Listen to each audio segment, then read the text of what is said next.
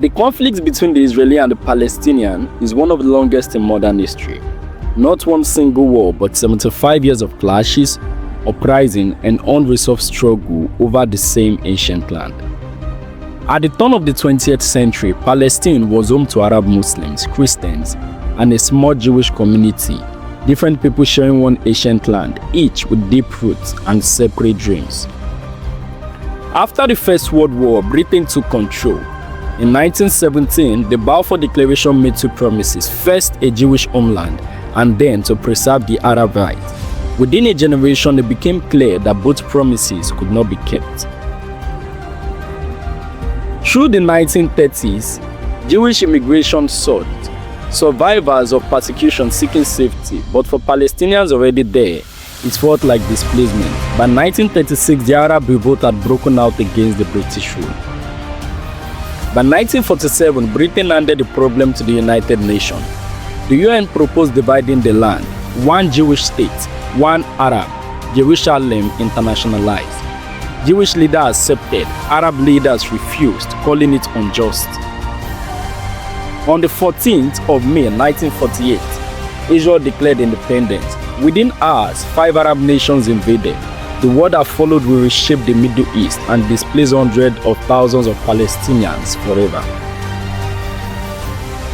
By 1949, Israel had survived and expanded beyond UN border, but around 700,000 Palestinians had fled or been driven out, an event they called the Nakba, the catastrophe.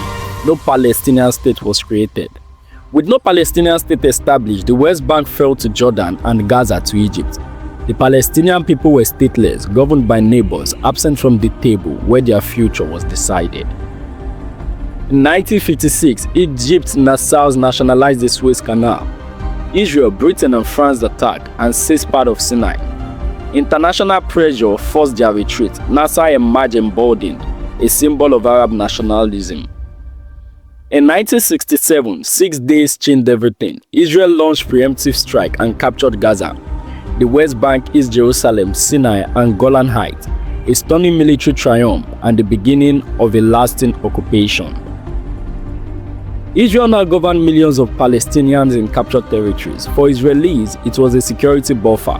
For Palestinians, it was occupation, checkpoints, restriction, and daily life under military control. The tension festered. In 1973, Egypt and Syria launched a surprise assault on Yom Kippur, Israel's earliest day. Israel recovered, but the shock forced diplomacy. In 1979, Egypt became the first Arab state to make peace with Israel. In 1982, Israel invaded Lebanon to dismantle the PLO. The war lasted years, but from its ruins emerged something unintended: Hezbollah, an Iranian-backed movement that would permanently reshape the region's balance of power. In 1987, Palestinians rose from the first Intifada, years of protest and civil unrest. It forced a reckoning. By 1993, Oslo was signed, the first formal recognition between Israel and PLO. The Oslo Promise collapsed. Failed talks in 2000 unleashed the second Intifada. Suicide bombings, military operations, years of bloodshed. When it ended, hundreds were dead on both sides, and trust was gone. In 2007, Hamas seized control of Gaza after a short civil conflict with rival factions. The Palestinian territories were now divided. The West Bank under the Palestinian Authority, Gaza under Hamas, a fracture within a fracture. From 2008 to 2021, Israel and Hamas fought 4 major wars. Rockets fired, cities struck, ceasefire agreed, then broken. Each round left more destructions, more trauma, and the same underlying conflict entirely unresolved. On the 7th of October 2023, Hamas launched the deadliest assault on Israeli civilians in the nation's history. Kibbutzim were raided, hundreds killed, hundreds more taken hostage. The world looked on its disbelief. Israel's response was swift and severe. Airstrikes, then a grounded offense across Gaza. The civilians' tolls were devastating, tens of thousands dead, and entire territory crushed to the brink of humanitarian collapse.